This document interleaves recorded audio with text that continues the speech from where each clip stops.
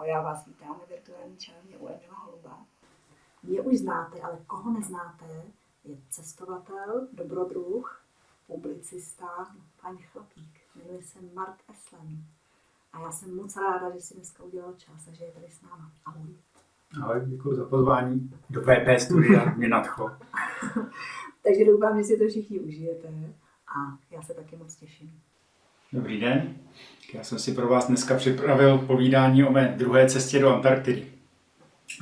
Proč druhá? První cesta byla taková turistická, ledoborcem, takže to nebylo úplně ono, bylo to takový polární safari, ale ta druhá, ta už stála za to. Bylo to asi 14-metrovou jachtou, dvojstěžníkem a opravdu jsme si to užili, protože jsem byl pozván na antarktickou základnu Jako Nelson, kam mě pozval tadyhle můj kamarád, polárník Jarda Pavlíček, který někdy v roce 89 založil tuhletu základnu, tehdy jako českou, ale dneska už je víceméně mezinárodní. Jmenuje se Jako Nelson, protože se nachází na ostrově Nelson, což je součástí vlastně už Antarktidy.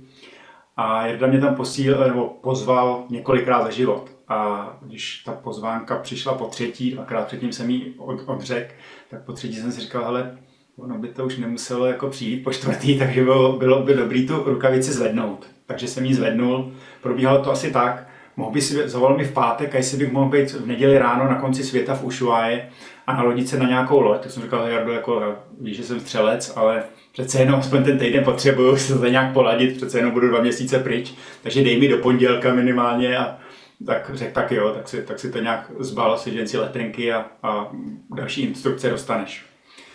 Mám tady takovýhle slide, byla moje otázka, mám si vzít polární věci? No ne, proč, když je tam léto, že jo? Takže dal jsem na radu zkušeného polárníka a o to teda zajímavější potom ta plavba byla samozřejmě. Začínali jsme v Ushuaia, což je nejjižnější město světa, říká se mu taky přístav na konci světa. A je to taková zajímavost, je to jediné argentinské město, které je na západ, říkám to správně, na západ od And. Když si vlastně představíte takový ten ocásek těch And na té ohňové zemi, tak v podstatě on se tam zatáčí a díky tomu Ushuaia je opravdu na západ, když to jinak je Argentína na východ od And a Chile je celou dobu na západ. Takže to je taková další jakoby zajímavost, která se týče tady tohohle města na konci světa. Tady vlastně vidíte ten přístav na konci světa. Bohužel už při té druhé návštěvě byl zavřený, takže pokud jste neměli lodní lístky nebo nějaký permit, tak jste se nemohli dostat na to molo, kde je právě i ten nápis, že se nacházíte v přístavu na konci světa. Ono vůbec během necelých 5 let, co jsem se tam vlastně vrátil do té Ushuaia, tak to město se téměř zdvojnásobilo. Tady, jak vidíte na této fotce, tady ta nábřežní silnice tam při té první návštěvě vůbec ještě nebyla. Takže prostě jak se vyvíjí celý ten svět, tak i tyhle ty města, tyhle ty výspy na tom okraji těch našich civilizací se taky samozřejmě nějakým způsobem v čase mění. Mě však nezajímal ten hlavní přístav na konci světa, odkud odjíždějí ledoborce, ať už na Antarktidu nebo jenom po kanále Beagle na takový zájezdy k mysu Horn a podobné záležitosti. Mě zajímala tady ten jachetní klub, který byl jako na opačné straně zátoky. A tam jsem chodil každý den a hledal jsem jachtu, která se jmenovala Bonatera. A protože jsem neměl telefon s sebou, já moc jako, tehdy jsem ho vůbec ještě nevozil, teď už jsou ty sociální média, tak jako se to musím učit, aby člověk byl furt vidět, jo, bez toho to dneska nejde.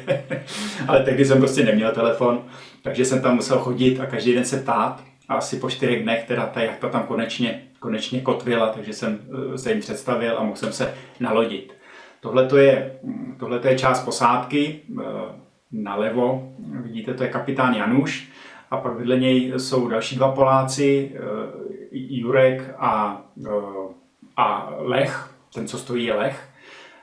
Byli to Poláci, ale oba vlastně žili v zahraničí. Lech žije v Kanadě a Jurek ve Spojených státech. Takže tohle byla jedna část posádky, ta polská, protože i jachta pocházela z Polska, nebo kapitán Januš je Polák, dokonce byl vyhlášen v Polsku jachtařem roku, protože obeplul dokola celý svět, takže měl za sebou nějaké už zkušenosti, takže jsem neváhal a vstoupil jsem na tu jeho jachtu. je teda pravda, že mi bylo zatajeno, že nikdy neplul Drakeův průliv, jo? Což bych věděl, abych nikdy jak tu nevlez. Ale díky tomu, že jsem to nevěděl, tak jsem tam vlez a pak jsem zažil největší dobrodružství svého života. Tadyhle je další člen, tam jste jednoho viděli toho nalevo, to je Lech a napravo je Finn, Aisky. Myslím, že byl, nebo možná do dneška je potapecký rekordman ve své zemi, ve své domovině ve Finsku. A poslední Finn Kari, bývalý hokejista, už teda dlouho hokej nehraje, takže dost nabral, že už mám přes metrák. Ale to byl vlastně poslední člen, kromě mě teda, takže byli jsme 3 Poláci, 2 Finové a já. Nalodili jsme se na loď Bonatera, jak jsem říkal, 14-metrová jachta, dvojstěžník a vypluli jsme, tady to je snímek z Canal de Beagle, vlastně, abyste se dostali vůbec na moře otevřený, tak musíte proplout z Ushuaia kanálem de Beagle. Ushuaia je na jihu ohňové země, na protější straně vidíte Isla de Navarino a potom další desítky, ne stovky různých ostrůvků, které se táhnou až k mysu Horn. Že tady tohle už je další snímek, kde se vlastně blížíme už vlastně opravdu konci té Jižní Ameriky a takového toho světa, kde platí nějaký pravidla.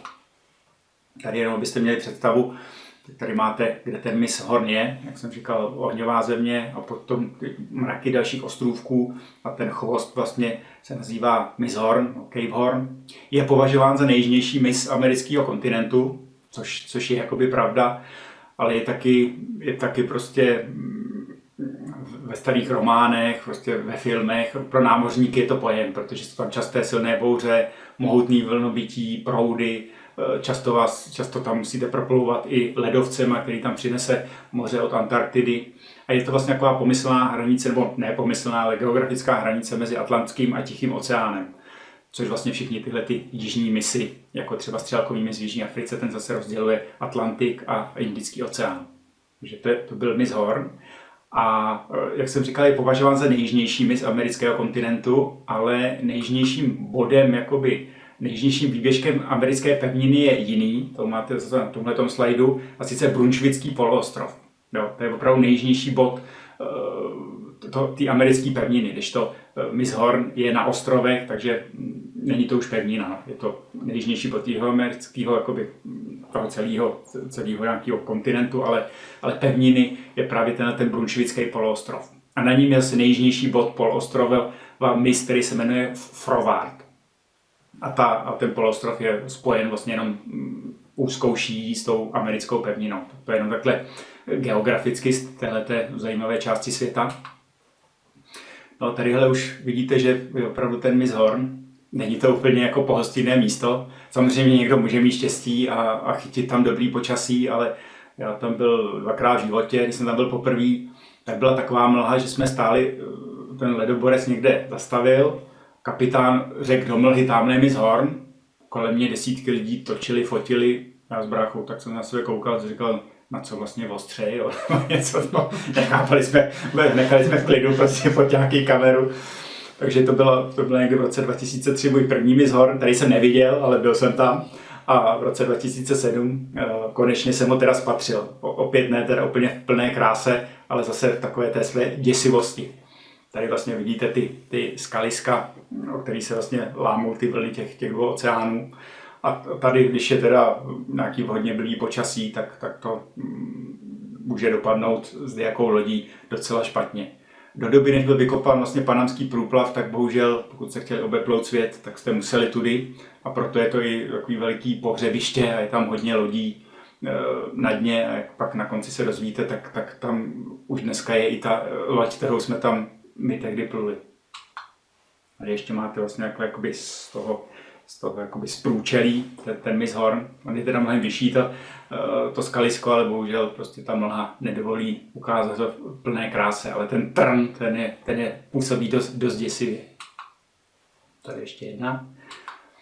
Tak a tady máte vlastně naší námořní mapu, kde máme i zaznamenáno, když jsme tam připluli, že bylo to 7:21 ráno. Máte tady i krásnou na té mapě vidět vlastně v levém rohu Ushuaiu, pak ten kanál de Beagle, jak oplouváte Isla de Navarino a pak vlastně naší trasu mezi těmi ostrůvky a ostrovy až k mysu Horn, kde vlastně kdy vlastně končí veškerá sranda a pak už je před váma jenom prostě 444 mil otevřeného nejbouřlivějšího moře světa, Drakejova průlivu.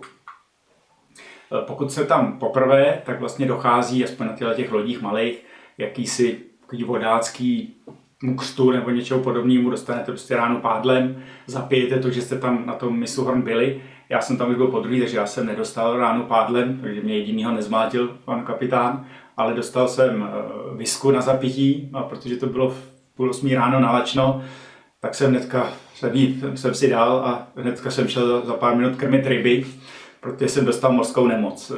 Naštěstí teda to byla moje jediná mořská nemoc v životě a jako jediný jsem pak celou tu plavbu jí netrpěl. I když teda byl jsem kolikrát, měl jsem na krajíčku, zvláště když pak jako metr od vás někdo zvrací do záchoda a vy se nemůžete skoro zvednout, tak jako máte co dělat, abyste to udrželi v sobě, ale tohle byl jediný můj atak nebo záchvat mořské nemoci tady u mysu Horn ráno.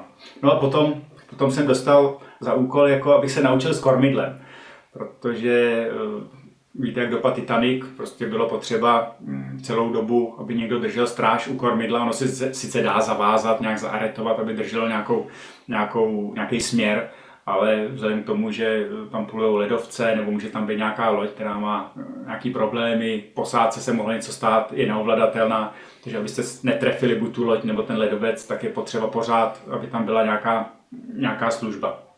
No a teď mě učili, jak vlastně jak to ovládat. Jo. Takže mi říkali, najdi si na horizontu nějaký bod, kterýho se drž a tam jakoby pluj.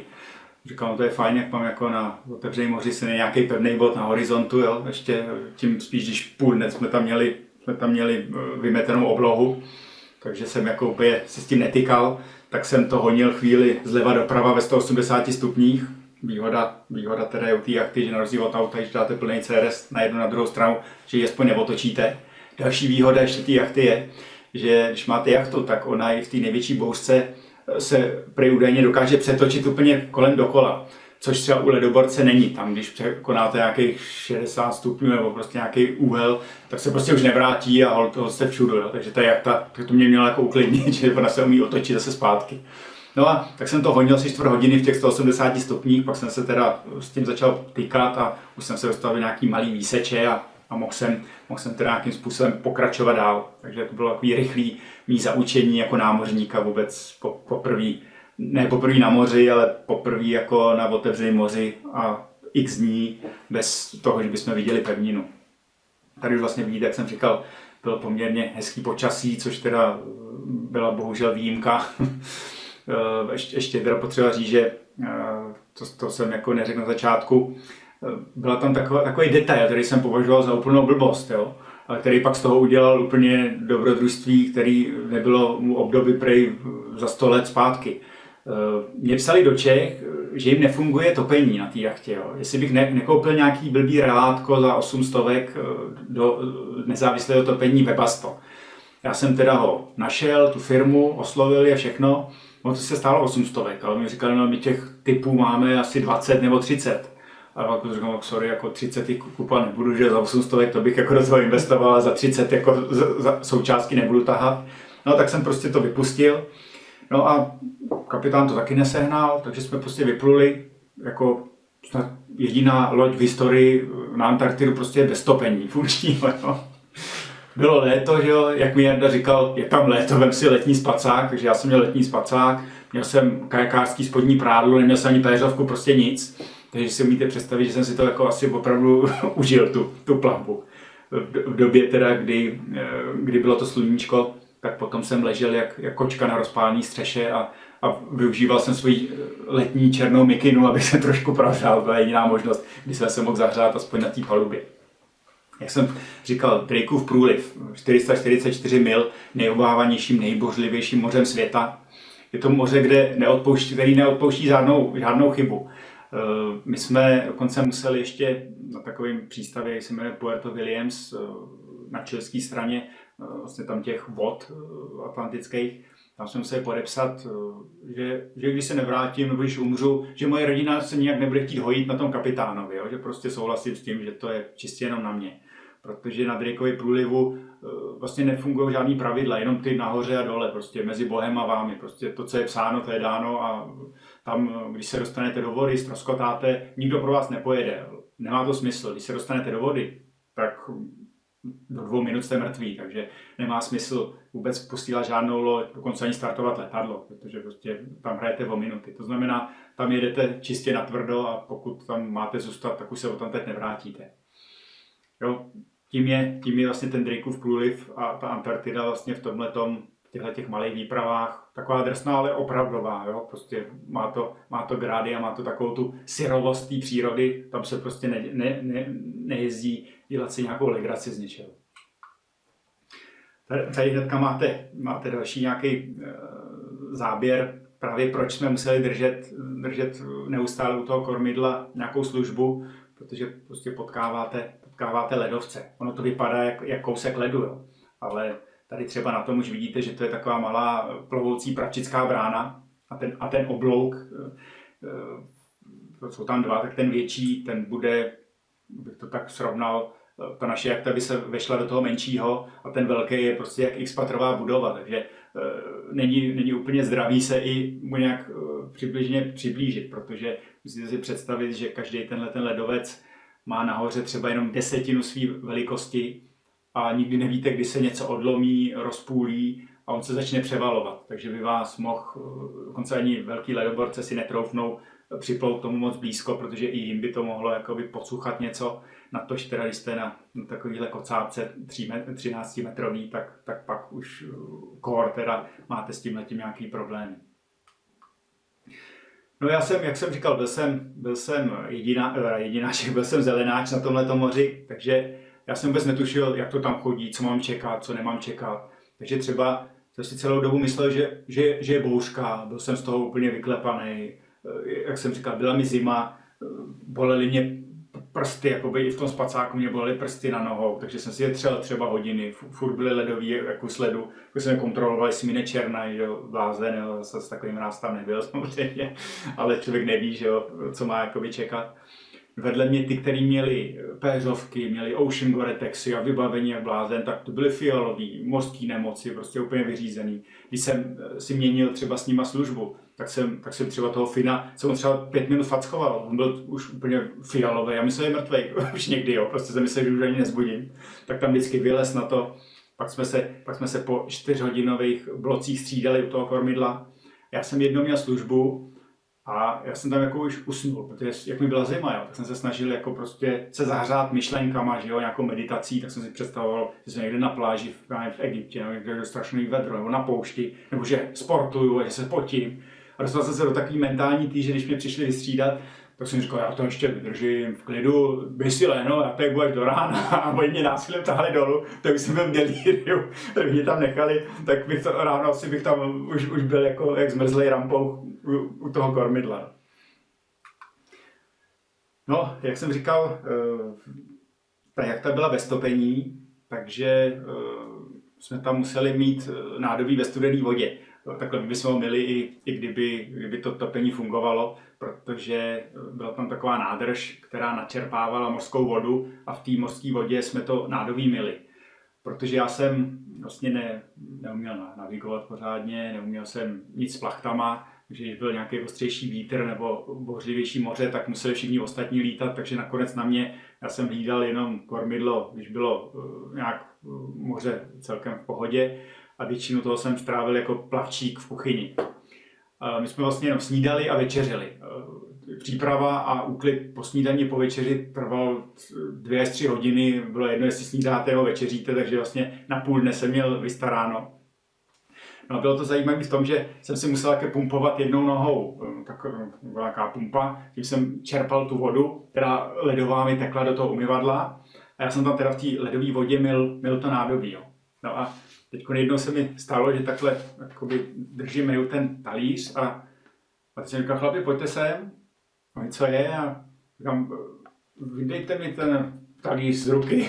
to jak byla ledová, jak jsem dostal křeče a nemohl jsem ho pustit, jo. Takže jsem musel přijít za ním a mohli by se ho vyndat z ruky, ani ho nerozpiju. Takže to se mi stalo jednou s tím. A potom večer, když jsem se psal deník, tak jsem se stalo podruhé, jsem držel ten svůj deník a najednou jsem ho taky nemohl pustit, tak jsem musel vylízt tý posele a zase jim říct, pojďte mi roztrhnout ruce, já ho nemůžu dostat z rukou. Jo. Ale pak jsem se samozřejmě nějakým způsobem adaptoval na tu studenou vodu a už to byly jenom prostě opravdu první 2 dny. Jsem měl problémy s těma křečema, pak už jsem to nějakým způsobem dával. Tady vlastně vidíte, to je naše jídelna uprostřed té jachty. Tam si všimněte hlavně toho čtverečkovaného ubrusu, z takového zvláštního plastu. Je úžasný v tom, že cokoliv na to dáte, tak to nejezdí. Ale co nechápu, ani sklenička plná se nepřevrhne. Já už jsem je tyhle typy ubrusů zažil i na těch ledoborcích, tam opravdu servírovali i víno v tom a i když moře bylo jak blázen, tak prostě to na tom stojí. Jo. Že vynikající jako patent a pokud to nemáte, tak nemá vůbec smysl cokoliv na ten stůl dávat na jachtě nebo vůbec na jakýkoliv jiný lodi. No a potom ještě museli jste si někdy při vaření přivazovat hrnec ke sporáku. Já taky ani jsem netušil, že takhle sporáky jsou uspůsobený, ale ty na těch lodích jo.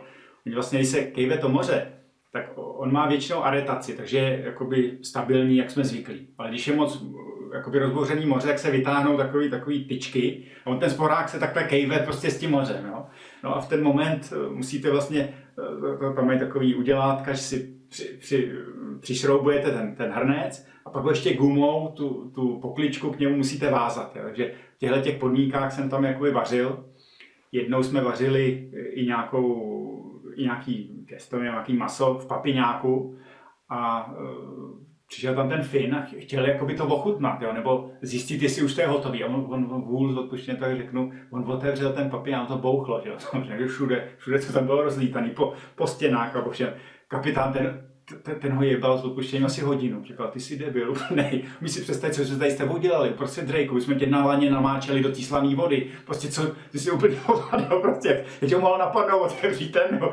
I kdyby tam byl někdo další, jak si mohl popálit ty půlku toho, jenom prostě hrozný jakoby problém. No. Že to byl tam jeden takový exces jako uvaření a pak druhý byl, když jsem vařil já, jakoby, jo. Ne, že by byl nějaký nebezpečný, ale měl jsem uvařit a tak jsem si vzal jakoby inspiraci z té pohádky jak se jmenuje, o hloupém Honzovi, jak Jirka Korn, že ho tam hrál a tam je ta sekyrková polívka. Tak sekyrku jsem neměl pochopitelně, ale inspiroval jsem se z té pohádky, že vlastně jsem tam naházel úplně všechno, co jsme měli. Jo. To jsme neměli žádný jakoby nedostatek, my jsme nakoupili snad za $1000 prostě tam na konci světa proviantu, takže jsme měli jídla na měsíce, jako jo, jsme mohli obeplout svět pomalu s tím, takže se nemuselo šetřit téměř ničím, takže já jsem naházel úplně všechno. Ale vonilo to báječně, úplně úžasně to vonilo, ale bylo to úplně chuťově inertní, jo.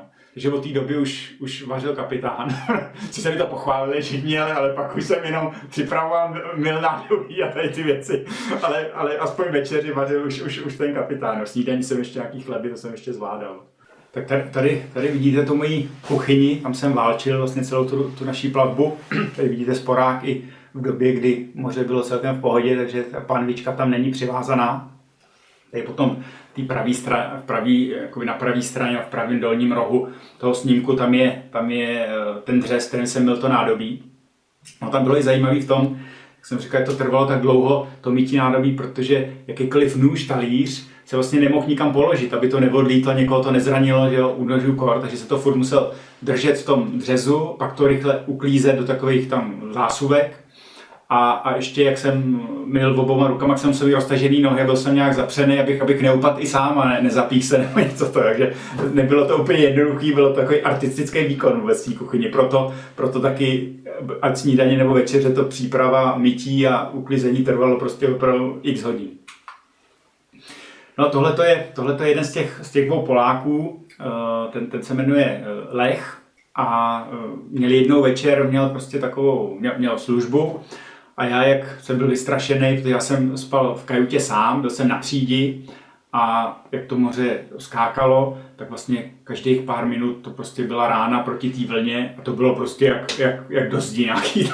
Takže já jsem každých 5 minut jsem myslel a hledal, kde se udělal díra, že tam začne týct voda, že je konec. Jo. Takže jsem trávil, že jsem nebyl schopný spát, to prostě strach, prostě všechno možný, tak jsem vylez nahoru a jsem se s ním šel prostě povídat. Jo. A ty tam jako sedíme a já mu tak jakoby říkám, probíhal takováhle vlastně taková půlnoční, ono potřeba brát, že tam je polární den, to znamená, ta noc tam nikdy není úplně taková v tu dobu. Jo. Takže byl takový půlnoční náš dialog. Jo. Takže já jsem tam seděl a říkám mu, hele, tady šplouchá voda, neslyšíš šplouchat vodu? A on, no to je divný, že jsme prostě tady koze, jasně tady šplouchá voda, ne, ty mi nerozumíš, já mám pocit, že to šplouchá tady dole jakoby z lodě, že jo. Říkal, ne, to je blbost, víš, za chvíli. Ale něco taky se mi zdá, běž se tam radši podívat, jo. No tak jsem vlez dolů a tam vlastně už z koupelny záchoda už vyplavávaly rohože, ta kuchyň, jak byla o stupínek níž, tak tam už bylo přes půl metru vody. No a teď byl takový opravdu takový dialog opravdu dvou blbů na moři, až to mám tak říct. Jsem říkal, hele, tady je už skoro půl metru vody.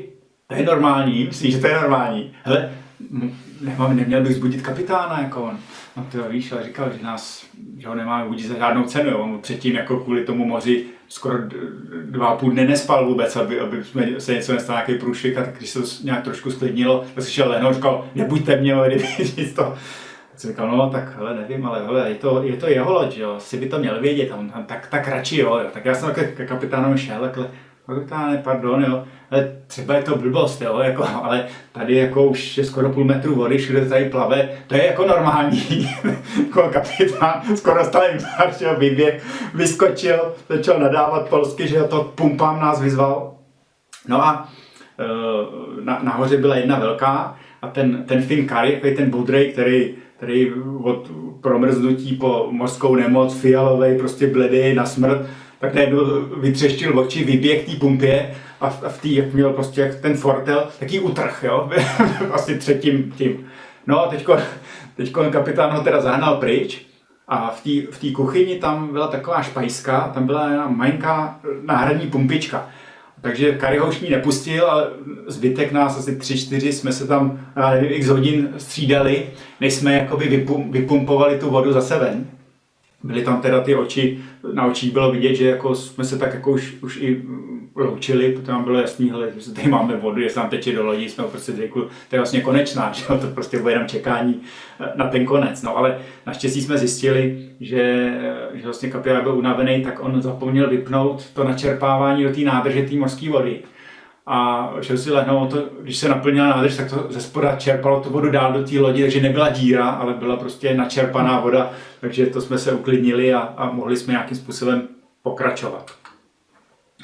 No jak jsem říkal, já jsem tam na té lodi zima mi byla, teď si ještě vemte, že jak se tam netopilo, tak přestalo i fungovat to těsnění, že já jsem třeba hodiny trávil, že jsem otíral tu vysráženou vodu, aby pak nenamrzala třeba. Měl jsem na celou okýnko, který protejkalo. A když jsme pluli třeba takhle, tak mi jak kdybyste pustili zahradní hadici, tak mi prostě tekla voda do té postele. Jo. Takže když jsme byli na tomhle boku, tak jsem tam nemohl být, musel jsem všechno vyndat a čekat, až jsem se zase mohl lehnout. Takže takovéhle věci jsem tam jako vyřešil. No a musím teda říct, že co mě tam tehdy jako drželo nějak na výši, byly vlastně moje dcery. Tady to je nejstarší, jsou to teda tehdejší fotky, dneska už jsou mnohem starší. A tady to je zbytek mých žen, já mám 3 dcery a jejich maminku, takže mám doma 3 ženský, a 4 ženský, teď už jenom 3, nejstarší se bude vdávat a už s náma nebydlí. Ale slib jim, že jsem jim slíbil, že se vrátím, ten mě tam obrovsky dával jakoby sílu vůbec tyhle ty extrémní situace nějakým způsobem zvládnout. Ono se vůbec jako říká, že ta rodina, taková ta láska k tomu, když vlastně nebojujete jenom sami za sebe, tak vám to dává v těchto extrémech mnohem větší jakoby morální sílu, než dejme tomu namakaný single sportovec, jo, který když dojde jeho motivační složka, tak je úplně prdeli, jo.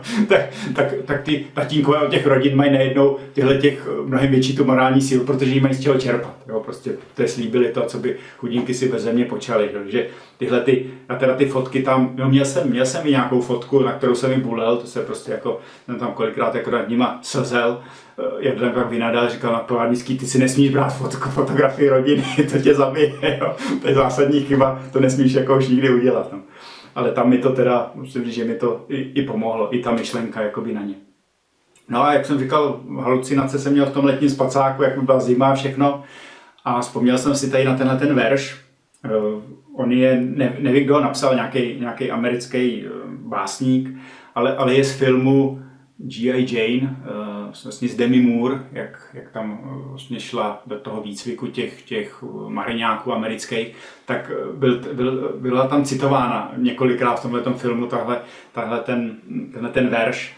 A já jsem se tady na něj vzpomněl, mě tam úplně prováděl právě tím, že jak tam je neznám tvora divokého, jenž by se litoval. Jo?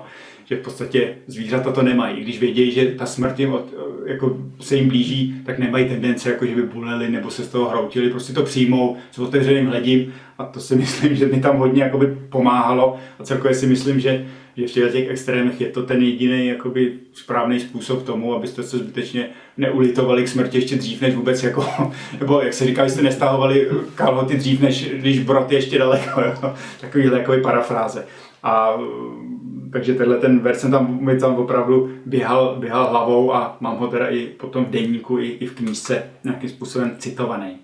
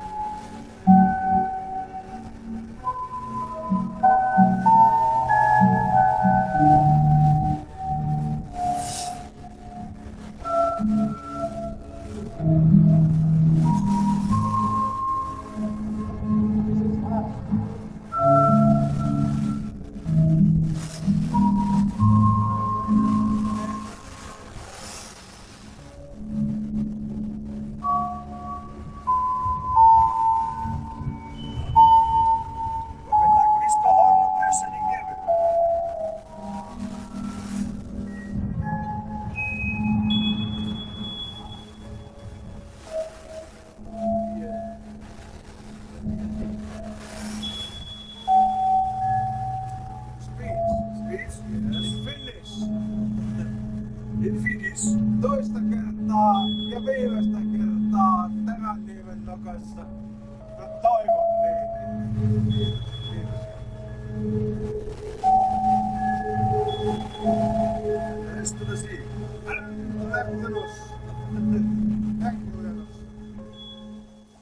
Mizhorn, obrovská pevná skála, jejíž vrcholky se ztrácely v mracích. Nejjižnější bod jihoamerického kontinentu, o který se tříští vlny Tichého oceánu i Atlantiku. 16. prosince 2007, přesně v 7 hodin a 21 minut, jsem měl tu čest být na palubě plachetnice Bonatera a ve velice příznivém počasí jej znovu obeplul. To je okamžik, na který se nezapomíná. 3 z nás zde už byli. Kapitán, bodrý Finn Curry a já. Před 5 lety bohužel byla taková mlha, že jsem jej vůbec neviděl. Kapitán každému nalil sklenku whisky. Postupně jsme každý pronesli oslavnou řeč ve své mateřštině, připili si na zdar výpravy a pár kapek věnovali i vládci moří Neptunovi. Nerozuměl jsem ani slovo projevům finským, ale těch ostatních, slovanských, jsme každý poděkovali i Bohu. Na místech, jako je Mizhorn, to člověku přijde na jazyk jaksi automaticky. Každý je zde vlastně vydán na pospas jeho vůli a jeho záměrům. A to, ať ji nazýváme matkou přírodou, osudem či šťastnou hvězdou každého z nás.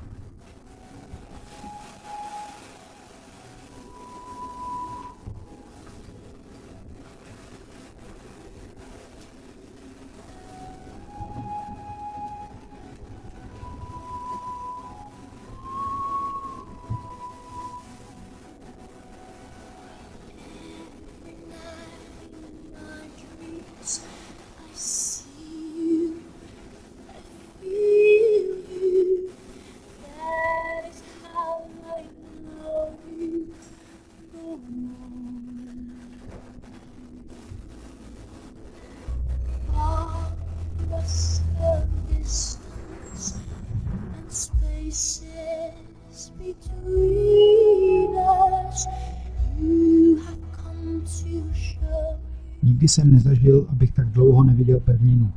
A jen velice nerad bych tento rekord nikdy překonával. Všichni námořníci světa mají můj nejhlubší obdiv. Já se však raději dál budu držet nohama na zemi. 100 mil. Nikdy zítra, když nám počasí vydrží, tak tam bude. Je to hodně náročný. Už jsme tam byli. 100 mil, 80 km ani ne, tady to trvá den.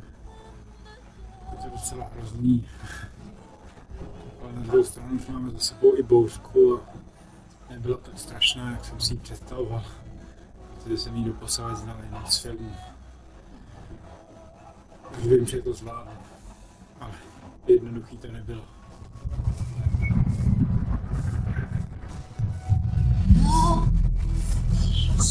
One time and last for a lifetime and never let go till we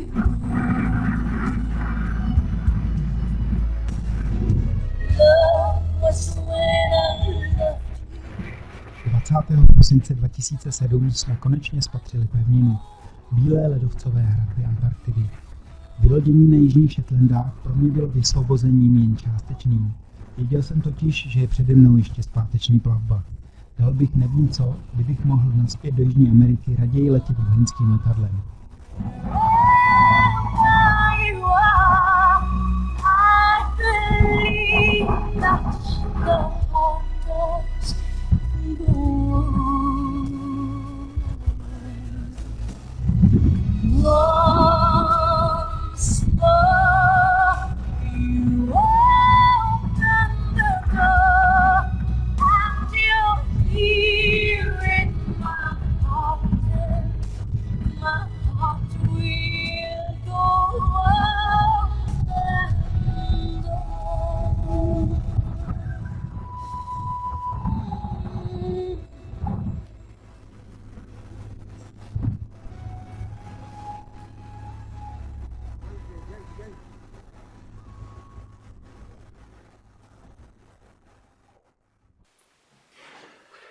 No a po asi 6 dnech, my jsme vlastně běžně, když jsem to plul ledoborcem, tak jsme byli snad v té Antarktidě, tady u těch ostrovů prvních za 3,5 dne, ale na té jachtě to trvalo déle, asi 6 dní, a to jsem pak netušil, že zpátky to bude trvat 9 ještě. Jo. Důvodem bylo, protože kapitán vlastně říkal, jsme plachtvetnice, tak budeme plachtit, takže on nás třeba na té cestě zpátky 2 dny nás nechal koukat třeba na pobřeží už tam Jižní Ameriky, ale že prostě nezapne motor. Pak ho někdo seřval, že mu letí letadlo, že kvůli jeho plachtění jako tam nepropásne cestu domů. Takže zapnul ten motor. Jo. Takže tam jsme zažívali jako velké věci. Ještě k tomu, tahle ta voda kolem té Antarktidy, že kolem Antarktidy, nebo na Antarktidě je jižní polární kruh, to určitě všichni znáte, ale pak je tam ještě takový druhý kruh, kterému se říká antarktická konvergence, a tam vlastně dochází ke skokové změně teploty vody. Protože třeba na severním pólu tam je voda i pod ledem, má plus, ale na Antarktidě právě za tou antarktickou konvergencí tam se to mění z těch +2 na -1,6. A to je skok, kde třeba hynou některé zvířata, že to nedají ani zvířata, na tož teda potom člověk. A z toho důvodu kapitán nám říkal, hele, je jedno, jestli budeš mít záchrannou vestu, jo, jako, hlavně se přivazuj furt k lodi, když jsi nahoře, furt buď přivázaný k lodi, protože ještě bouchne ráno nebo přijede nějaká vlna, aby si prostě nespadl přes palubu, protože když budeš mít vestu, tak jako jediná výhoda je, že tě najdu, ale už budeš stejně mrtvý, jo, takže buď přivázaný, protože když spadneš do té vody, i já s touhle malou lodí mi trvá 4 minuty, než udělám 8, než se k tobě vrátím, a to už budeš 2 minuty po smrti nebo 3. Takže to byly takové jako bezpečnostní pravidla, které nám dával prostě tam na tom. No a já teda musím říct, že jsem poprvé viděl tady tyhle ledovcové hradby té Antarktidy, tak jsem byl jako šťastný, ale ono ještě jako není úplně vyhráno, že? Vzhledem k tomu, jak je ta voda studená, tak i když ztroskotáte 100 metrů od břehu, jste mrtví pořád, jo? Takže ono to je takový opravdu trýznění, si říká, to už se nemůže nic stát, už tam jsme, ale ne, opravdu dokud nejste aspoň 30-40 metrů od toho, když se do té vody dostanete, tak prakticky je to stejně pořád pro vás konečná. No a právě i z důvodu téhletý studené vody, třeba mamča moje, ta byla z toho, co byla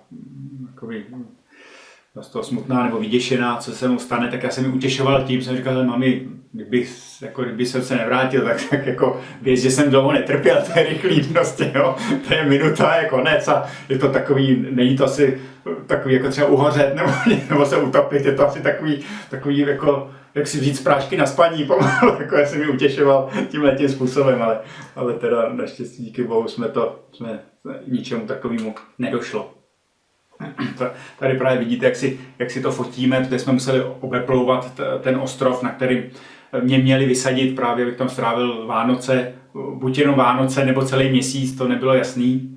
Prostě oni mě tam měli vysadit a plout na jiný ostrov, kde byla nějaká polská základna, tam oni měli strávit Vánoce a pak se pro mě buď vrátit, anebo mě tam nechat a já bych to musel prostě řešit tu dopravu zpátky nějakým jiným náhradním způsobem. Kde právě vidíte ty úžasné ledovce, které tam plujou, ty jsou opravdu veliký, větší než ta loď, takže je neustále potřeba dávat si pozor, abyste se s nimi nějakým způsobem nestřetli. Tady je třeba i vidět, jak se mění ty barvy toho ledu. Vlastně čím je ten led, čím je ta barva toho ledu víc modrá, tím je starší. On vlastně jakoby vytlačuje ze sebe tou tíhou a tím stářím jakoby nějaký ty bublinky kyslíku nebo něčeho a tím vlastně se jakoby zhutňuje a jakoby se ta molekulární hustota nějak zvyšuje a tím vlastně tmavší a tmavší. Některý opravdu jsem viděl některé ledovce, které jsou téměř až tmavě modrý, jakoby to, a to značí, že ten led je hodně starý. No a tady konečně teda vidíte snímek, to je mapka toho ostrova Nelson, tam máte červeně na tom znázorněno i kde je ta základna, která se jmenuje Eco Nelson. Tady ty antarktické ostrovy mají, nebo ty základny jsou většinou na místech, kde jsou jakoby oázy. A oáza v Antarktidě znamená, že to je ledu prosté místo. Jo, protože ten zbytek toho ostrova, jak vidíte, ten bílej, to je prostě ledovec. Pochopitelně, když je tam zima nebo to, tak tam nasněží, ale sníh není samozřejmě ledovec, takže ty oázy někdy můžou být zasněžený, ale důležité je, že tam není led. Takže v této zátoce Edgel Bay, ty základny Eco Nelson, tam mě vlastně vysadili. Tady vlastně vidíte z dálky tu naší jachtu. Vidíte, že to opravdu není úplně nějak obří, když ty stěžně vypadají tak jako fortelně. No a tady si hlavně všimněte toho plechového áčka. Tak tohle to je původní základna. Dneska už jsou tam bojky a nějaký věci, které nejsou potřeba. Ale jestli třeba znáte tady dalšího českého cestovatele Martina Mikisku, tak ten v tomhletom strávil rok, tam v 90. letech. V tomhletom áčku Martin tam strávil rok, jo, včetně i polární zimy. No, jak jsem říkal, ta základna je Eco Nelson, to znamená, tam se nesmíte mejt, nesmíte používat zubní pastu, šampony, mejdlo, prostě nic, co je jakkoliv chemického. Ani jídlo si sebou nevozíte, protože ta základna je třeba na rok a půl zásobena nějakýma potravinama, abyste se tam mohli vařit, protože na Antarktidě nemůžete lovit jen tak, je tam sice povoleno, takhle jako ryby můžete lovit, jak chcete, ale ne úplně každému se to povede. Já jsem byl snad teprve třetí za 20 let, komu se povedlo chytit rybu tam, jo. A jednou za rok můžete vzít jednoho tučňáka, to je jako povoleno nějakou tu antarktickou smlouvou. No a Jarda má takové pořekadlo, které zná i z hor a z různých těch svých polárních akcí, asi je časté mytí, krátké žití. On třeba říká, že horolezci z Everestu a z tohohle, že třeba slezou z těch hor do Katmandu a tam se vysprchují a okamžitě jim to schodí imunitu. Takže některý se koupou až doma radši, jako by to. A ono to tady vlastně, protože jsem díky téhletý plavbě a pobytu na té základně jsem vlastně si udělal jako svůj rekord, jsem se měsíc nepřevlík a neumyl prostě nic. A pak jsem se musel znova to učit, jakoby, jo, že se už mám mejt a můžu, jakoby, to, protože ono vlastně zjistí, že to vlastně nepotřebujete. Jo. Ono se vám vytvoří takový film na tom těle a už se to dál nějak nezhoršuje. Vlastně ani vlasy jsem si nějak nepotřeboval extra mejt. Je teda pravda, že v těch polárních krajinách v té Antarktidě tam je inertní prostředí, to znamená, že se až tak jakoby nešpiníte téměř vůbec, A hlavně se tam nemá jak rozkládat pot, jo, díky těm. Takže to není jak v džungli, tam smrdíte za 2 dny jak zvíře, že jo. Ale tam taky se nedáme, ale tady je to mnohem jakoby příznivější z tohohle hlediska. No a tohleto, to bylo pro mě jaký jeden z životních zážitků, to je Albert. V té době mu bylo 24 let a on tam strávil rok. V té bundě jel asi už 3. sezónu. Jo. A já jsem se právě ptal, ale jako, že ses nepřevlík jako třeba rok nebo 2, to ještě chápu, ale jak si tady vydržel ten rok si neumýt hlavu. A on mi říká, a máš pocit, že ji máš špinavou? Jo, jsem mu prostě ani měl dlouhý vlasek, taky prostě se mu tam nějak extra nemastili, takže on opravdu rok to ani nějakým způsobem nepotřeboval. Takže to byl borec, který tam byl opravdu reálný, nenamaskovaný trosečník, jo, ale dobrovolný teda to. A on je jeden asi ze 3 lidí, který jsem v životě jakoby potkal a který i v dospělosti mají takový ten dětský pohled takhle skrz vás, takový ten čistý, jo, bez nějakých postraních, to úplně, no, že úplně jak taková ta hluboká studánka, měl ještě modrý oči. To byl, tenhle pohled jsem viděl u něj, pak u jednoho dědečka v Karpatech na Ukrajině a pak u jedné ženy na trhu v Indii. Jako. Jenom 3 lidi v životě si udrželi ten dětský neuvěřitelně pohled, že nemůžete otrhnout oči od nich. Jako to je vás úplně jakoby dostanou. Takže to byl Albert, jeden ze 2 tam trosečníků nebo přezimovatelů, s kterými jsem tam potom já strávil Vánoce. Oni z něj samozřejmě byli ještě víc vytrhlí jako u vytržení než já, protože já jsem věděl, do čeho jdu, ale ty vůbec netušili, kam mě vezou. Že oni se ho vzali na jachtu, tam udělali nějaký čaj a tohle, takže se s ním fotili. Pak si prohlídli tuhletu základnu. Tohleto je vlastně současná základna, nebo současná, už je to, jsem to byl už před 10 lety, takže, ale zhruba takhle by měla vypadat i dneska. To je jakoby ta novější, takže už je dřevěná, vevnitř je to zateplený nějakou tou pytlovinou, ale ve většině těch míst se jakoby netopí. Elektrika tam je jenom, jestli vidíte v levém rohu, je tam elektrárna jako větrná, ale ta není na topení nebo na něco. Tam se topí v dýzlových kamnech, když je potřeba se nějak extra zahřát, tak ale musíte topit jenom, když jste vevnitř, aby neschořila třeba nebo něco to.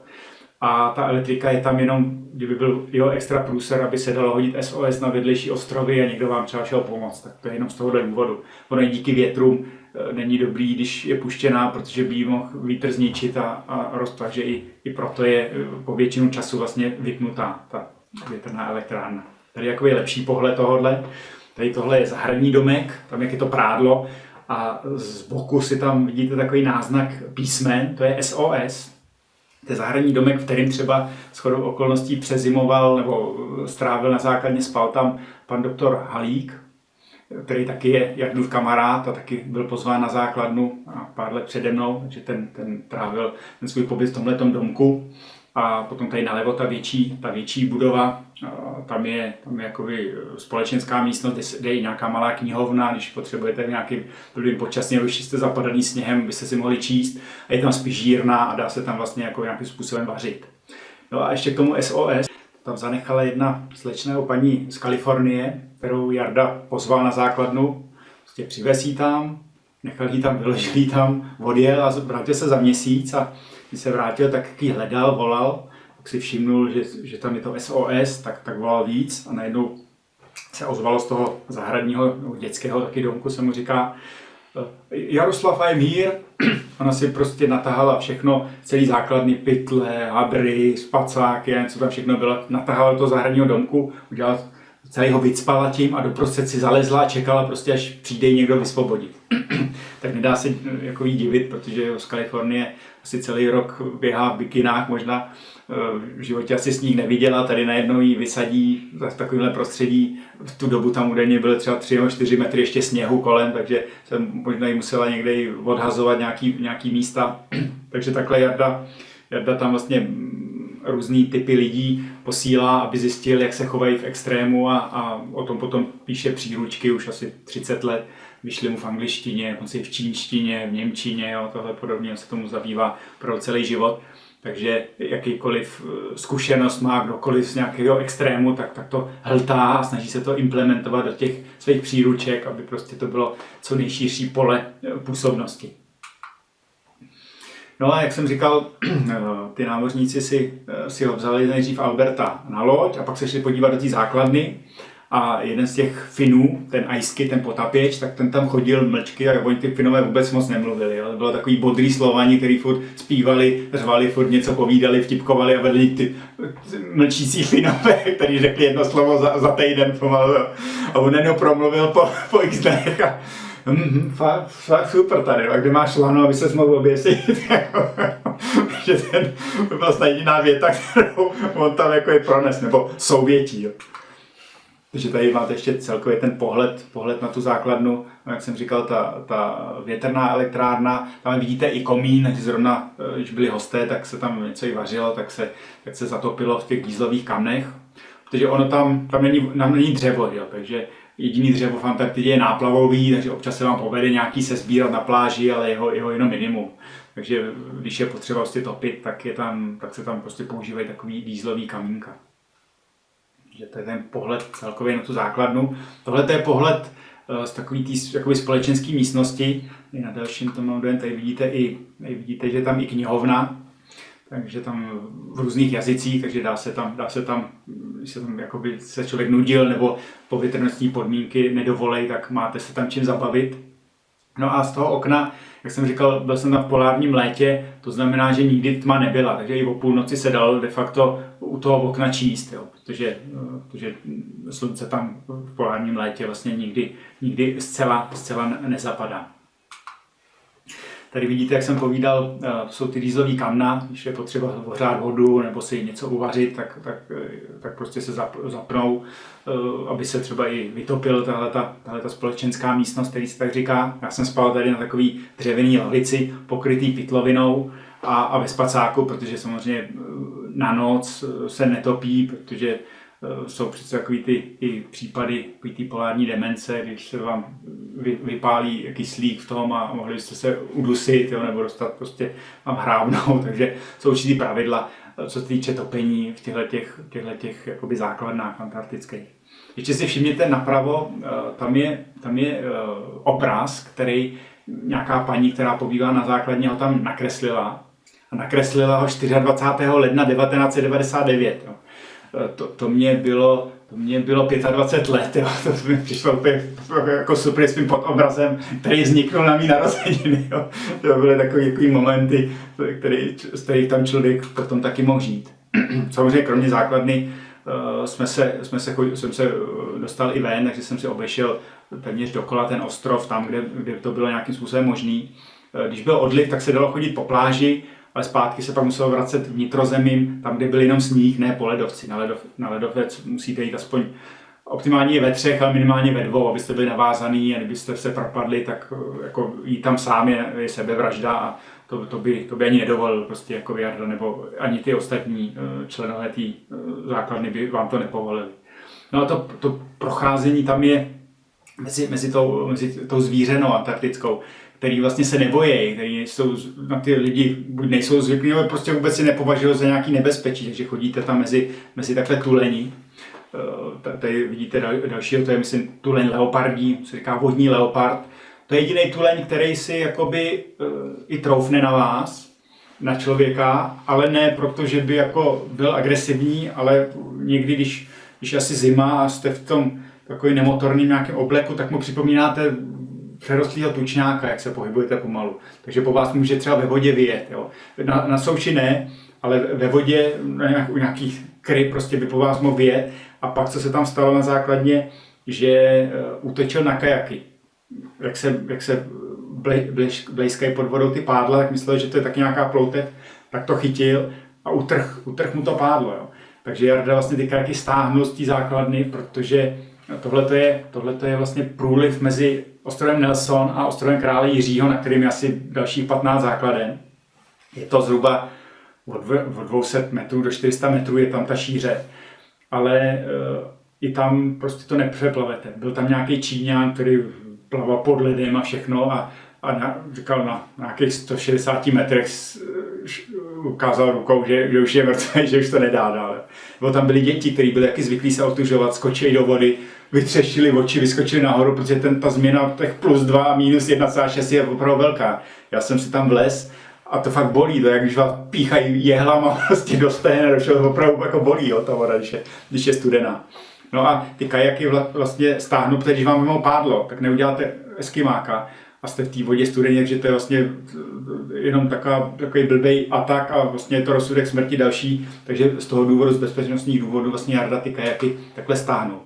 No a pak, co je taková, to snad neznám nikoho, kdo na té Antarktidě byl, oni ty tuleni tam ležejí, jsou líní různě a oni hlavně splývají s tím okolím, jo. Takže vy jdete a ještě neznám nikoho, komu se nestalo, že o to zakopne. Ono to má třeba x metráků, nebo ty rypouši mají třeba tunu, ale ono třeba hodně zakopnete, protože jich tam je tolik. Tady třeba vidíte, já jsem fotil jednoho, ale pak, když jsem se koukal na tu fotku, tak je jich na nich 5 nebo 6. Jo.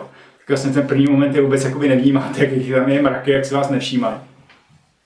No a stalo se třeba Jardovi, že dnes nějaký nafukovací člun a vohnal se po něm nějaký ten rypouš nebo tuleň a on jenom takhle jako instinktivně ho plácnul tím pádlem. Ale oni jsou na úder strašně citliví, že on vondlel. Že oni položili loď a křísili ho tam mořskou vodou.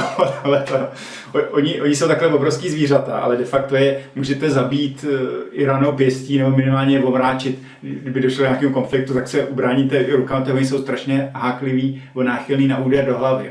Oni jsou takhle i lovějí, že jo, takový ty drastický záběry, který kolují třeba i po netu, tak bohužel se takhle lovějí ty mláďata, že se jenom bouchnou hlavou vozem a okamžitě jakoby jsou mrtví.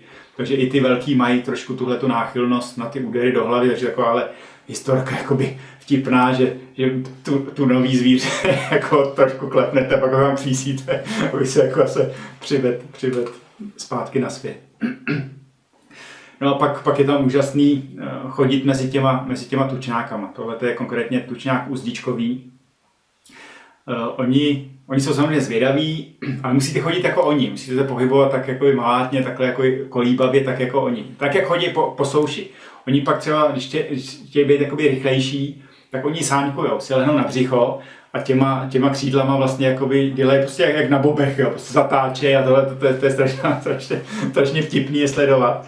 No a potom, když je vyženete do té vody, tak tam vlastně běží, co to vám může, to vedle něj jdete, on běží jak o život, prostě to kejve těma bokama, pak skočí do té vody a najednou to je jak loď, jo, s nějakých 30 nebo kolik jsou schopní pod tou vodou, jakoby, to je prostě jak raketa najednou. Takže to je jako hodně zajímavý a vtipný mezi nimi chodit. Tohle to jsou dospělí, ty mláďata jsou úplně plišový, jsou takový hnědý, že šáhne jsou opravdu jako plišáci a ty jsou tak jako někdy drzí a zvědaví, že k vám přijdou a i vás začnou okusovat.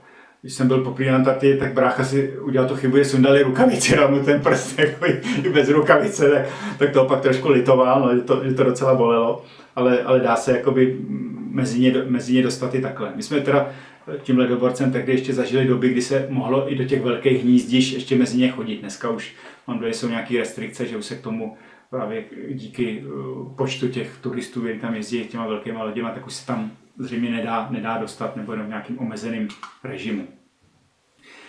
Tady vidíte, když jsme se vraceli vnitrozemím, víte, to je vlastně nějaký lišejník, jo, nebo něco. Vemte si, jak takové malý smítko lišejníku, jaký dokáže vygenerovat teplo. Když se vlastně propadá tím hlubokým sněhem prostě dolů, opravdu bylo jak dlaň, taková malá větívka, ale jak i takhle malá rostlina vlastně dokáže vygenerovat velké množství tepla, že se vlastně protaje skrz tu masu. No a tady vidíte vlastně hranu, kam můžete jít. Tam máte tu skálu, ta to odděluje a nalevo od ní tam je vlastně ten ledovec, na ten už není, tam se nedá jít, ani na tu pláž se nedá jít, protože ta výška tam je zhruba třeba od 40 třeba až do 80 metrů, ta stěna toho ledovce, to znamená, kdykoliv se to může utrhnout, sesunout, spadnout, takže to by bylo schopný pohřbít i velký ledoborec, natož nějakýho pěšího. No a pak před tou skálou tam je vlastně pláž, kde je jenom zasněžená stráň a začíná ta oáza a tam je teda možno bez problému chodit a potkávat se s těmahle obyvatelema té Antarktidy. Tady máte takový zajímavý snímek, kdy v podstatě Antarktida je jedinečná v tom, že když se tam dostanete někam a můžete někam chodit, tak ty vaše kroky jsou často jediný, který tam kdy byli. Jo? Takže vlastně opravdu kráčíte, já tu Antarktidu připodobňuji tomu, že je to jako kráčet na jiný planetě, akorát nepotřebujete skafandr, jinak je to naprosto identický, protože ta krajina, nikdo ji nepřetvořil. Jo, no vůbec celý ten kontinent má naprosto jedinečnou karmu v porovnání se zbytkem světa, protože je to jediný kontinent, kde nebyla nikdy válka, kde snad nevystřelil člověk na člověka. A vzhledem k tomu, že tam vlastně bez vnější pomoci nejste schopni přežít, tak tam vám každý pomůže. Tam vůbec tady to sobectví jakoby nefunguje. Opravdu, to je každý si uvědomuje, že do té situace nouzový se může dostat příště on, takže tam vám nikdo neodmítne pomoc. Jsou tam na těch základnách vedle, tam jsem slyšel historky, jako že tam jsou lékaři, kteří se tam nudějí, protože ty lidi nestonají, nemarodějí, prostě tam se nic neděje, maximálně se někdo zraní jako fyzicky, ale tomu taky dochází minimálně, takže oni se tam někomu stalo, jestli utrh nehet nějakým způsobem a se o něj pralo asi 5 doktorů, protože chtěli jako no to ještě napřeva zítra ke mně a tohle a prostě úplně jako neuvěřitelný ty. Jarda mi říkal, tam když se ti cokoliv stane, tak budeš mít nejlepší lékařskou péči na světě. Tam je největší koncentrace doktorů na jednoho pacienta, protože tam žádný nemají. Jako.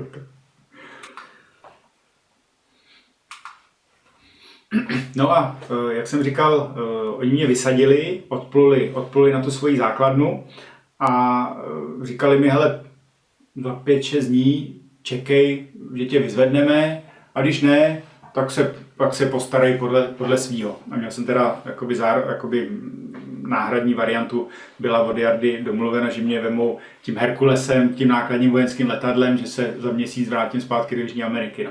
A já teda pravda po těch 6 dnech na té lodi jsem se jí modlil, aby jako nepřipluli. Bohužel teda jsem si to měl vyžrat až do konce. Jo. A tak prostě ráno, vlastně to bylo po 4. večeru, nebo 2 dny po něm, ráno v 7 se rozrazily dveře a tam kary a dělej, je špatný počasí, musíme okamžitě nebo už neodplujeme. Takže mi vzal mi můj baťoch a už s ním utíkal někam pryč. Takže já jsem na boso jsem si skočil do holin, protože tam se chodí v holinách, protože za první, jak tam jsou výkaly od těch zvířat a sníh, led a voda a tohle, že se tam chodí v holinách, takže na boso jsem běžel v těch holinách. No a na pláži už čekal Albert, byl tam takový ten Zodiak, to je ten nafukovací člun. No a ty tam dali ten můj baťoch a chtěli jsme se s ním rozloučit a ten baťoch s tím člunem nás přeskočil asi o 2 metry těma bojovýma vlnama. Jsem říkal, aha, tak to je fajn. Takže jsme to udělali tak, že jsem si sednul s tím baťohem už na ten člun, Kary přiskočil a Albert až pocať vlez do toho moře, v té péřovce a odstrkával nás, aby jsme vůbec odrazili. Jo. Já nevím, kolik minut to trvalo, ale prostě pádlovali jsme, teď sotva v té mlze jsme viděli tu loď někde, kde je. Po x minutách prostě jsme tam dopádlovali. No a teďkon říkal, podej mi provaz, ať přivážeme ten člun k lodi. No a ten provaz předtím nezajistili a on byl chycený někde po tou lodí. Takže já jsem ho asi minutu jsem ho tam lovil a vyprošťoval. Teď jsem jim ho dal. Oni přivázali, Kary vyskočil, oni začali kolem plachet a mě tam nechali na tom člunu. A teď já jsem se chytil jsem se také toho zábradlí. A teď to probíhalo tak, že jak skákalo to moře, tak chvíli jsem takhle se držel zábradlí, jak jsem stál na tom Zodiaku a v opačný moment jsem jenom visel za to zábradlí a nohama jsem na něj ani nedošáhl. No a teď jak jsem měl zmrzlý ty prsty z toho, tak se mi začaly otvírat ty ruce, že jo. Takže jsem říkal, teď tady spadnu do vody a prostě a konečná jako to. No ale vzpomněl jsem si na jeden takový horský výlet s Jardou, kdy jsme simulovali něco podobného a on mi jako sundal rukavice a musel jsem jakoby se hrabat ve sněhu a mě úplně ty prsty jako než začaly bolet, pak strašný jako tlaky v mě a pak jsem úplně přestal ty ruce cítit jako to. Tak mě zabalili v tom šoku a všem a čekal jsem zase, až přijdu k sobě a zase strašně bolí, jak se to rozšiřují ty. Ale měl jsem tohleto v hlavě jakoby zafixovaný, tak jsem vlastně nespanikařil, to tělo už se ho pamatoval, tak jsem se udržel tehdy toho zábradlí. Vylez jsem teda nahoru, nikdo si mě nějak nevšímal, oni opravdu jakoby bojovali s plachtama vůbec, aby jsme byli schopni nějakým způsobem odrazit. Tady to jenom Kary právě v tu dobu, který mě tam ráno vyzvedl. Vlastně vidíte, to je vlastně, když odplouvali, jo, to není samozřejmě z doby té bouřky, tam jsme měli jiný starosti, než něco fotit. Ještě jedna takhle z dálky. No a takže oni byli s plachtama, kapitán mě posadil tady k tomuhle počítači, jo, a tam byly prostě nějaké jako ty námořní mapy a různý číslíčka a všechno a on říkal, sleduj mi tady tohleto číslo. A teď já ho tak jako říkal, že jo, a ono se jakoby furt zmenšovalo to číslo a já furt nevěděl, co to je, že jo, jsem furt jako koukal, teď jsem viděl, že je kapitán jako víc a víc nervózní, jak mu říkám ty údaje. Tak jsem furt na to víc a víc mrkal a teď jsem říkal, aha, to jsou útesy a to číslo je, že se k nim přibližujeme. A tak jsem to pochopil už já. On říkal, ale plachtama nejsme schopni vyhnout se těm útesům. Tak šel k tomu motoru. A teď jak on dlouho teď on nechtěl naskočit. A teď já už jsem to pochopil, o co hrajeme. Tak jsem ty čísla už řval víc a víc. Jako, jo, a tlačil jsem očím a tím, aby to naskočil ten motor.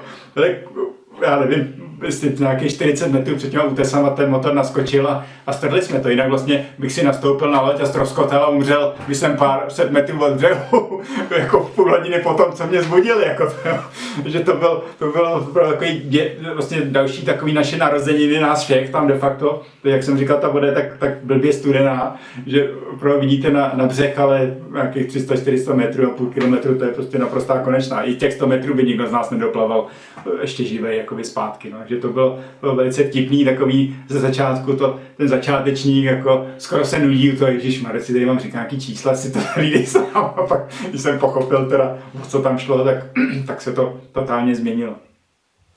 No a tady tohle je fotka, když jsme se vraceli a jsem si musel ten ledoborec vyfotit, protože jsem měl takový, ne že déjà vu, ale prostě úplně se mi vybavil moment z té první plavby na tu Antarktidu, bylo zhruba 5 let předtím, kdy jsme na takovém ledoborci stáli s bráchou a v dálce jsem viděl jachtu, jo. A já jsem tehdy říkal bráchovi, nikdy v životě jsem nikdo nedostal takový kocávce, jo. A necelých 5 let na to jsem stál ještě na poloviční lodi a viděl jsem ten ledoborec a vzpomněl jsem si na ten moment toho svého života a od té doby už neříkám nikdy, jako, už vím, že nikdy neříkej nikdy, už chápu, jak to je hluboká myšlenka a už nikdy to neřeknu. Jako to. Takže to tam bylo jako velice vtipný okamžik. No a protože jsem jako vo všech těch svých cestách si píšu deníky a Jardu tahleta jakoby naše anabáze velice jakoby zajímala. On dokonce, když jsem se s ním viděl, tak pak mi řekl, že se divil, že jsem mu jenom podal ruku, že myslel, že mu dám rovnou přes hubu, protože mi zatajil spoustu věcí a potom, co jsem se tam všechno prožil, tak si myslel, že spíš jako na něj budu naštvaný. Ale nakonec prostě mě donutil i vydat ten deník knižně. Ona ještě ten příběh pokračoval v tom, už teda beze mě, jak jsem naznačil, ta jachta Bonatera, ona už dneska je pohřbená u toho Drakeova průlivu, protože když jsme se mi vylodili, tak kapitán měl pokračovat na Velikonoční ostrovy. A v přístavu si měla k němu jakoby nalodit nějaká slečna z Kanady. A on volal manželce, jestli jako jí může vzít. A ona, že ne, ať letí na Velikonoční ostrovy a nastoupí s těma chlapama, co tam čekají. Takže prostě žádlivost vlastně měla za důvod, že on musel vyplout sám. A když se dostal k hornu, tak ho chytla bouřka, nějakých 200 km/h vítr a zlámala mu stěžně, ztroskotal nějakým způsobem nafouk takový ten záchranný modul, takový ten samonafukovací, nějaký to, oblíz na se úplně všechno, co měl a seděl na tom jako na korku, už jako jenom na zádi, to zbytek lodí už byl pod vodou, tak tam seděl a pustil takovou tu labutí píseň, to SOS, jo. Ale měl štěstí, že před tou bouřkou se tam schoval nějaký rybář, kousek od toho a on pro ní do té bouřky vyjel a takhle ho vlastně zachránil. Jo. Takže kapitán to přežil, samozřejmě byl nějakou dobu ještě v nemocnici, ale přežil to, ale Bonatera, ta naše jachta, ta je teda pohřbená tam u Drakeu, tam ztroskotala. I s mýma holinama, který jsem mu tam nechal, protože jsem si ty Antarktidy nechtěl tahat pak po Jižní Americe, takže jsem mu je tam nechal, že moje holiny jsou na dně. I razítka, které jsou na přebalu tady téhletý knížky, tak ty jsou taky už mají velikou hodnotu, protože ty razítka taky se potopily s tou lodí. Je to jak ta plavba naše, tak i konkrétně razítko té Bonatery. Jarda mě přesvědčil, abych tu knihu vydal, takže je možno sehnání je jak v digitální podobě jako e-kniha, i na Alze nebo na knihy ABC nebo ABZ. a nebo si ji můžete v papírové formě na e-shopu Librix.eu nebo na knihách Heureka. Takže přeju vám příjemné čtení, nebo je to i třeba, to může být takový tip na dárek čemukoliv, nebo i k Vánocům.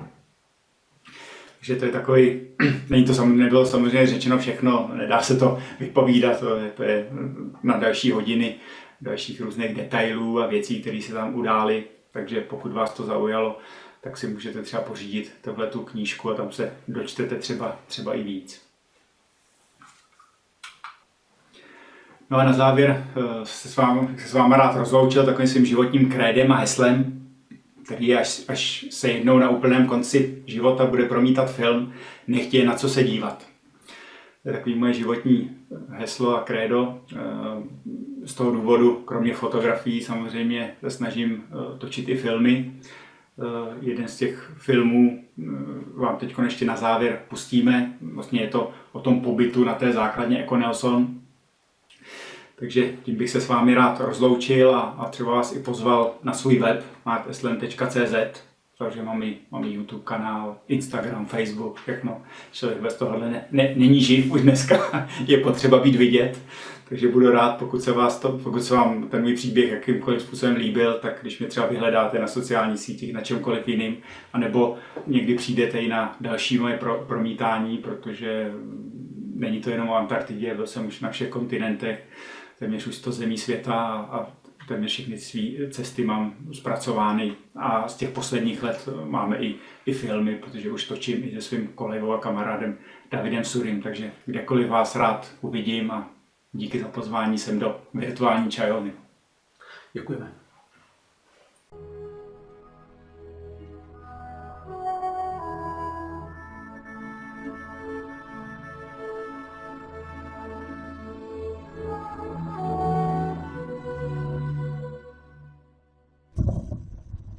Zhruba 700 km jižně od mysu Horn leží souostroví zvané Jižní Shetlandy.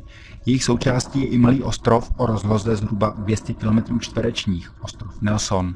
90% ostrova Nelson je pokryto ledovcem a pouze 10% pevniny tvoří tzv. Oázy. Oázou se v Antarktidě označují místa, kde není led. Je tam pouze štěrk, kamení či skála. V jedné takové oáze, konkrétně v zátoce Edge Bay, se nachází mezinárodní polární stanice Eko Nelson. Jejím zakladatelem je český polárník Jaroslav Pavlíček, se kterým jsem se před lety spřátelil. Na svou základnu mě zval již několikrát, ale teprve 20. prosince 2007 jsem měl konečně tu čest vstoupit na půdu stanice založené již roku 1989. Necelých 5 dní jsem byl ubytován v jakési společenské místnosti, které se říká Sokol. Jako v jediné části stanice se tam denně topilo v dýzlových kamnech. Místnost o hrubých rozměrech 3x3 metry slouží i jako jídelna a čítárna. Na polici je několik desítek knih hned v několika různých jazycích. Témata převážně Antarktida, příroda, moře a rozjímání o životě. 2 knihy byly dokonce i v hebrejštině. V Sokolu mohou teoreticky spát až 4 lidé. Na celé základní pak může být naráz až 14. Kromě jídelny se stanice skládá ještě z předsíně zvané Forhouse, radiové místnosti zvané Radiáč a příručních skladů potravy, nářadí a paliva. Vedle tohoto zhluku dřevěných budek stojí čtvercová boudička, které se říká dětský nebo také zahradní domek. Všechny boudy jsou natřené na žluto. Černá a žlutá, to jsou barvy stanice Eko Nelson. Společnost mi dělali 2 krajané, archeolog David, kterému bylo 34 let, a 24letý tesař Albert. Albert strávil na stanici více jak 10 měsíců, z toho převážnou většinu času zcela sám. Při pohledu na jeho více jak rok nestříhané vousy a kudrnatou zrzavou hřívu se mi vybavily vzpomínky na Robinsona Crusoe. Když jsem jako dítě četl tuto knihu od Daniela Defoea, přesně takhle nějak jsem si ho ve své fantazii představoval, s jediným rozdílem. V mých představách byl menší, Albert totiž měřil 2 metry.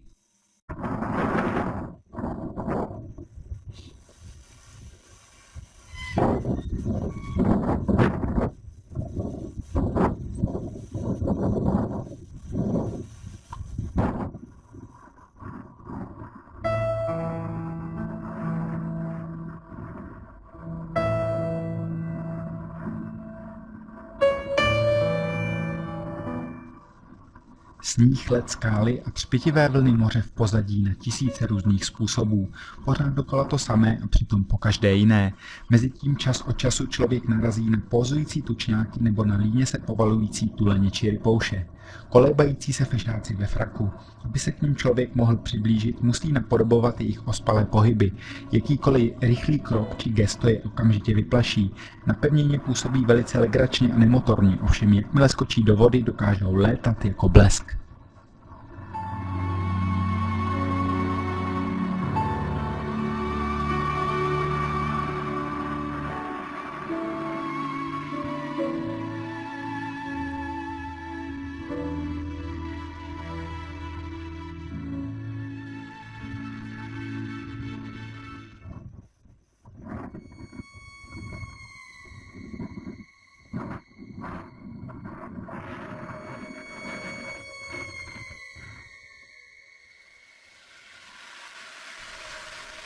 Moře je v Antarktidě velice studené. To zajisté nikoho nepřekvapí. Zajímavé jsou však údaje o teplotě vody. Minus 1,6 stupňů Celsia. To je teplota, ve které nedokáží přežít ani některé druhy živočichů, natož pak člověk. Pokud člověk spadne do takto studené vody, vypoví jeho srdce po minutě až 2 svou službu.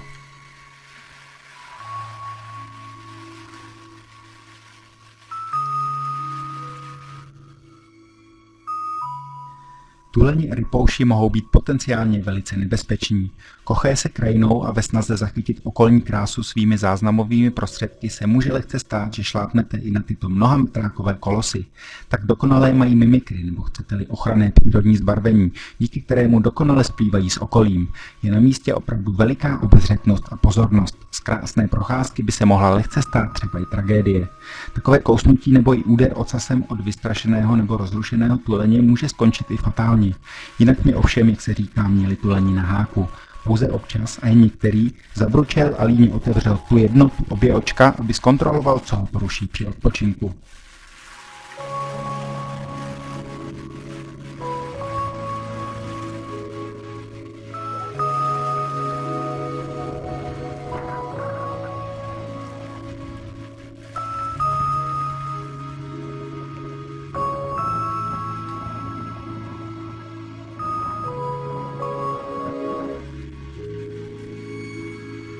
V místě pojmenovaném Cabo Canela došlo k milému setkání s Matildou.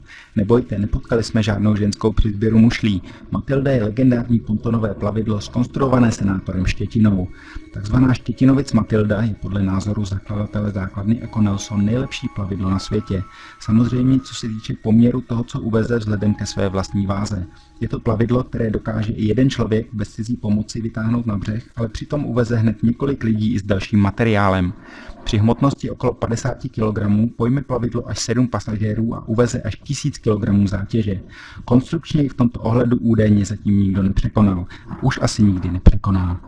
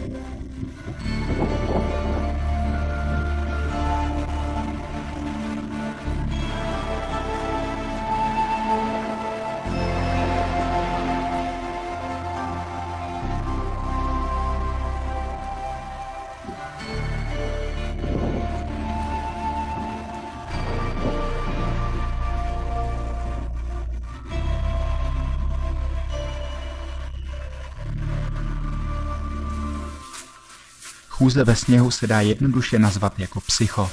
Nemáte ponětí, jak je to demoralizující, když se brodíte sněhem a nikdy nevíte, jestli se v příštím okamžiku proboříte pokotníky nebo pokrk do sněhu. Sotva se vyhrabete ze závějí, uděláte další krok a může se to celé opakovat. Je to náročné psychicky i fyzicky, ovšem Antarktida stojí za mnohem více než momentální nepohodlí.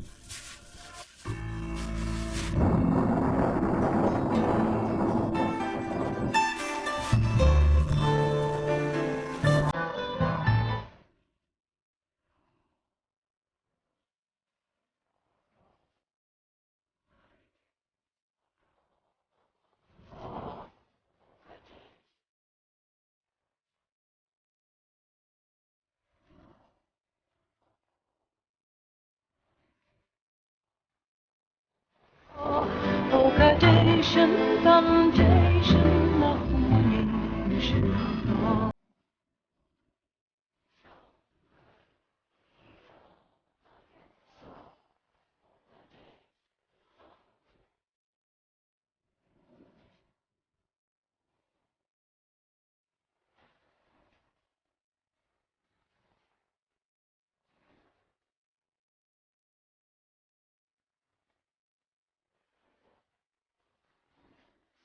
Totální absence všeho, na co je člověk z civilizace zvyklý, jej naopak zde, na pustém opuštěném cípu planety, velice obohatí.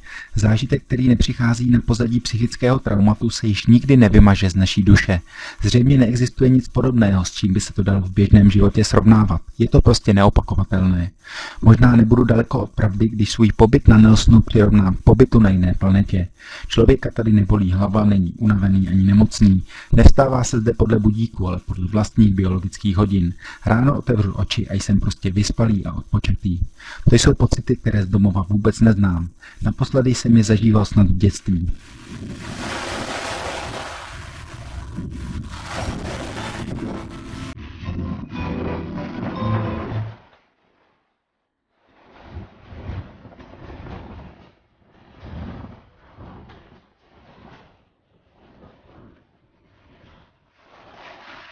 Počasí je v Antarktidě stejně proměnlivé jako na horách. V jeden okamžik je příjemné teplo a slunce vyzývá odložením všech zbytečných svršků.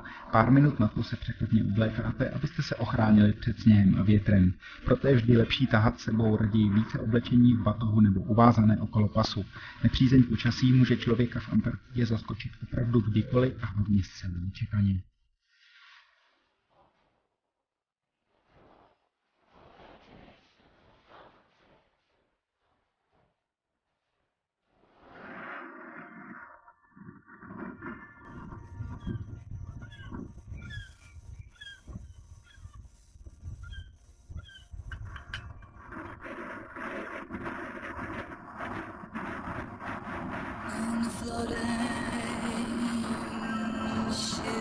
Oceans, I did all my best to smile to your singing eyes and fingers drew me laughing to your eyes, and you said to me, let me find you. Here I am. here I am, waiting to hold you.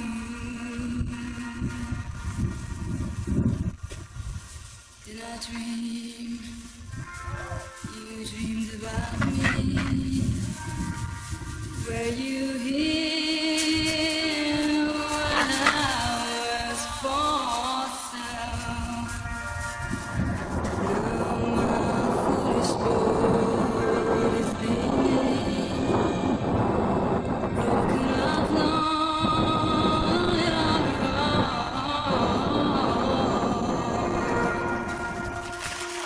You say